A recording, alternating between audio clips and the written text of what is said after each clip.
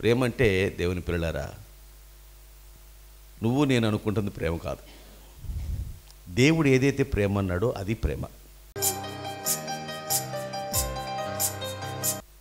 ఆమేన్. లేఖనాలన్నీ కూడా దేవుని ఆత్మావేశం చేతనే రాయబడ్డాయి తప్ప ఏ ఒక్క లేఖనం కూడా మనుషుని ఇచ్చుల్లోంచి రాయబడింది కాదు.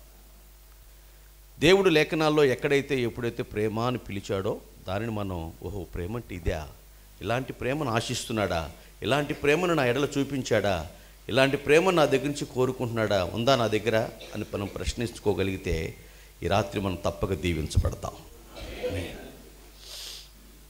ప్రేమ అంటే ఒక మాట కాదు, ఒక గుణం కాదు, ఒక లక్షణం కాదు, అనేక గుణగణాల సమ్మిళితమే ప్రేమ. చూడండి, పసుపు చందనం రెండు కలిస్తే సంతూరట,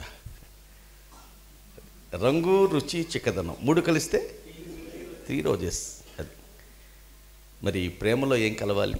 మర్యాదగా నడువనిది, అపకారం చేయనిది, అన్నిటినీ ఓర్చునది, అన్నిటినీ తాలునది, స్వప్రయోజనం చూచుకొననిది, సత్వరమే కోపపడనిది, మత్సరపడనిది, డంబము లేనిది, ఉప్పొంగనిది ప్రేమ. ఈ ప్రేమ అనే ఒక దానిలో ఇవన్నీ నిగూఢమై ఉంటాయి, నిక్షిప్తమై ఉంటాయి, దాగి ఉంటాయి. దానిని ప్రేమ అంటారు. ఏదో ఒకటి కాదు రెండు కాదనమాట, ఇవన్నీ సమ్మిళితమే ప్రేమ. పెళ్లి చూపులకు వెళ్తాం, ఎంతమంది వెళ్తాం? ఓ 10 మంది వెళ్తాం, మహా అయితే 15. అంతేనా హేమంత్ గారు? మీరు ఎంతమంది వెళ్ళారు అమ్మగారి తోటకి వెళ్ళినప్పుడు? ఆ ఫ్లాష్ బ్యాక్ అంత ఎందుకులేండి, ఆ జ్ఞాపకాలు మళ్ళీ గుర్తులోకి వస్తే.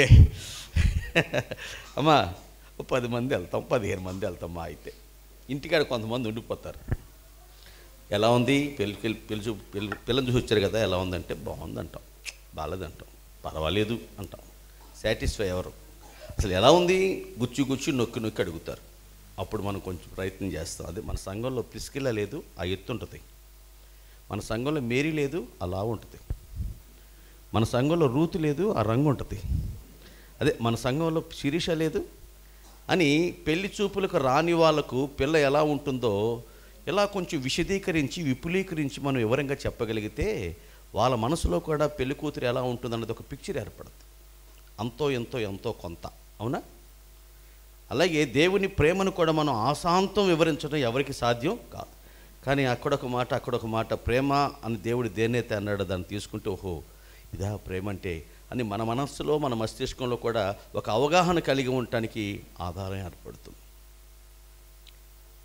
దేవుడు అన్నాడు, అబ్రహామా నీవు ప్రేమిస్తున్నవే, నీ ఒక్కగానొక్క కుమారుడైన ఇస్సాకును నాకు మోరియా పర్వతం మీద బలిగా తీసుకొచ్చి అర్పిస్తావా అని అడిగాడు. నువ్వు ప్రేమిస్తున్నవే అన్నాడు. ప్రేమిస్తున్నాడు ఏం చేస్తున్నాడు అంటే, అబ్రహాము కుమారుడైన ఇస్సాకును ప్రేమించాడని ఆయన పాలు విడిచిన రోజునే ఆయన చేసిన ఒక గొప్ప విందు అతని బిడ్డను ఎంత ప్రేమిస్తున్నాడో ఆ విందు చెప్పకనే చెప్పింది. అమ్మో ఇంత ప్రేమిస్తున్నాడా, ఇంత ఆర్భాటంగా, ఇంత అట్టహాసంగా, ఎంత వైభవపేతంగా, తన శక్తికి, తన స్థాయికి, తన స్థితికి మించి అమ్మో ఆ విందును చూసిన బైబిల్ చెబుతుంది, గొప్ప విందు అని చెబుతుంది బైబిల్. అంటే ప్రేమిస్తున్న వ్యక్తి కొరకు మనం గొప్ప గొప్ప కార్యాలు చేస్తాం. అల్పమైనవి స్వల్పమైనవి అంతో ఎంతో కొంత చేసి చేతులు దులుపుకోం. అది కాదు, that is not real love. 22 సంవత్సరాలు కట్టించాడు షాజహాన్ తాజ్మహల్. ప్రతిరోజు 20,000 మంది పనిచేశారు. ప్రతిరోజు 20,000 మంది పనిచేస్తే 22 సంవత్సరాలు పెట్టింది. ఆ రోజుల్లో 318 సంవత్సరాల క్రితం 40 కోట్లు ఖర్చు అయింది. ఎందుకు కట్టారు సార్ అంటే, నా భార్య మీద ఉన్న ప్రేమ. ప్రేమ ఇలాంటి గొప్ప కార్యాలు చేస్తుందా?